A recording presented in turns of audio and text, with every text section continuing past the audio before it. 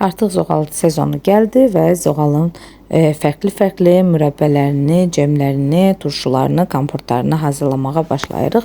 Çünki zoğal tez bir zamanda yoxa çıxan bir meyvədir. Ona görə də meyvə bazara çıxan kimi alıb hazırlamaq lazımdır. Bu dəfə birlikdə zoğal turşusu hazırlayırıq. Bunun üçün zoğallarımızı qəşəng-qəşəng yuduq, daha sonra isə bankalarımıza doldururuq.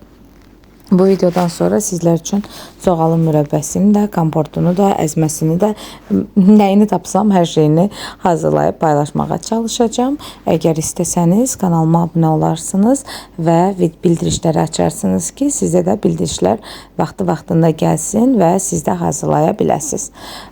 Bankalarımızı qəşəng-qəşəng meyvələrimizi doldururuq. Daha sonra isə üzərlərinə 1 yemək qaşığı duz, 1 yemək qaşığı şəkər tozu, 1 armud stəkan sirkə və qaynar su əlavə edib yaxşıca qarışdırırıq. Qapağını bağlayıb yaxşıca qarışdırırıq. Yəni o tərəf eləyirik ki, içərisindəki şəkər tozu, duz əritsin və bir ədyalın içərisində 2-3 gün saxlayırıq. Çünki ədyal onu isti saxlayacaq və bu şəkildə qaynatmağa ehtiyac olmur. 2-3 gün keçdikdən sonra isə meyvələrimizi, turşularımızı çıxardırıq və sərin bir yerdə mühafizə edirik. Düzün desəm, mən heç ədyalın içərisində saxlamıram da, mamam o şəkildə eləyir. Yəni o formada saxlamadığım halda belə hazırlamış olduğum turşulara, kompotlara heç bir şey olmur. Pomidor və xiyar şorabası xaricində bir də ki, yadımdan çıxdı söz.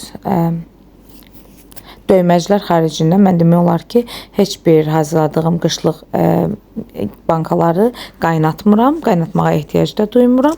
Rahat bir şəkildə ağızlarını bağlayıb o tərəf bu tərəf edirəm ki, içərisindəkilər ərisin və sərin bir otaqda saxlayıram.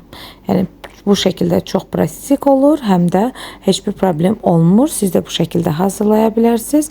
Yox, daha içinizin rahat olmağını istəyirsinizsə, bankadan asılı olaraq, meyvədən asılı olaraq 5-15 dəqiqə aralığında qaynada bilərsiniz.